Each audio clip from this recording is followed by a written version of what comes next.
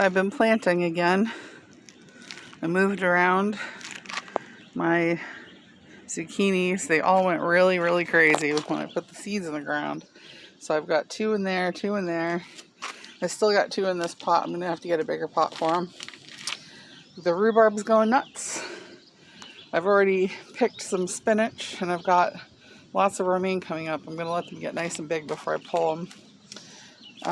Got some green onions that are looking pretty good. A little while I'll be able to pull those and start eating them. I've got a ton in here and some little ones growing. And the peppers are looking pretty good. They're a little spindly, but they don't look too bad. They've gotten a little eaten, but not bad. I've been working on my tomatoes. I just did some, you'll see in here, I've taken a lot of the bottom leaves off. I'm trying to let them open up, take a lot of their energy, and make actual, fruit. But look at these. I've got these little guys coming in. I've got one over there with a whole bunch of blooms, so we'll get a nice amount of tomatoes off of that guy. And I actually planted rosemary in with it. It's kind of more for pest control. Sort of playing around with that and seeing how I can keep things from eating my plants. So far, it's actually worked pretty good. I don't have a whole lot of pests on these tomatoes. I've really been, they've kind of been staying away. So far so good. I just trimmed the cucumbers. They had some yellow leaves on them. I pulled them off, trying to let them, I gave them as much room as possible. I'm going to actually make a trellis over here so they can grow. I just sort of climb it. I just sort of have this thing in the way right now, just sort of to give them some place to go. But I'm planning on building something for them to grow on.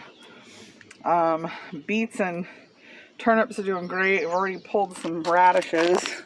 Apparently I have one dead little leaf over here on my radish. Pull that sucker out. But they're doing okay. This one, for some reason, this little guy didn't make it. He's a little sad and he's tiny, so we're gonna pull him out. The rest of these guys are still growing, so they're doing good. The basil, and these are my cherry tomatoes, starting to look like actual tomato plants.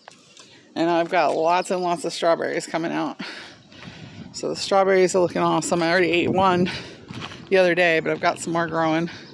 And all those little flowers are going to turn into berries. So it's awesome. They're so cute. I can't wait. Hi guys. So I'm popping back over in the car real quick. A little sweaty, a little hot. It's very warm out today, but it's absolutely gorgeous. I escaped from the studio for a little while. Buddy's blowing glass. We're trying to get an order done before we start going on vacations. So Buddy and I are actually going to have separate vacations. It's really not what we had planned originally, but he's probably going to go to Montana and I am going to visit my family in New York. So we're doing that in a few weeks and hopefully I'll have a nice vacation video for you. I'm going to try my best to actually take some shots. But I'll show you upstate New York. There's several areas that I go to that I have friends from when I went to high school. And then I also have my family lives out there. So it's really beautiful. They live out by Seneca Lake. It's gorgeous.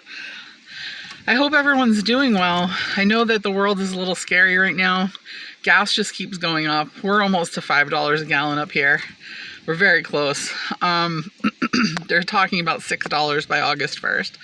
I'm still putting away canned goods. I'm still putting away things like flour and sugar. I'm filling my pantry just so I have some extras. I actually had to make a decision and go down, cut my CSA in half because it was just getting to be a little too expensive.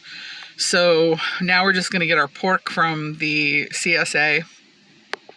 And we'll have to get our other meats from the stores and from other local markets if we can find them. Excuse me, the pollen is so bad today. My entire car is covered in pollen right now. Like, I came out here and everything was yellow. It's just really, really bad. And my allergies are going insane. But anyway, I've been watching some shows on YouTube just to kind of keep a perspective. But I think that, you know, trouble is broiling and it's coming. And I think that people really need to be prepared. So try and do your best to put stuff away, hang on to some cash, you know, try and do your best to just protect yourself a little bit. I don't know if we'll have a thing like the banks closing down and things like that. We had pretty good market crash in 2008 and the banks still stayed open and it was fine. So I'm hoping for the best for that kind of thing. But, you know, if you ever hit a point where we were hitting like a real depression like they did in the early days and they were run on the banks, you have to think about that. Because yeah, they have a whole thing to insure deposits, but you can't insure everybody. There's no way. They don't have enough money to cover everything. So just be smart. Try and hold on to some cash.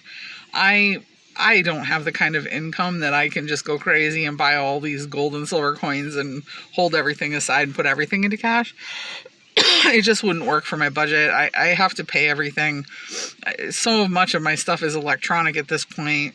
I don't know how I would pay bills without electronic. So I'm kind of going to have to hope that things don't blow up that way because, you know, the only person that's really going to be making money is my husband then, because, you know, if the banks all close down, I'm not getting paid from work either. So let's be real.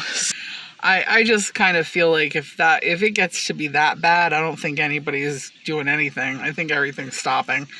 And that's just World War III Armageddon.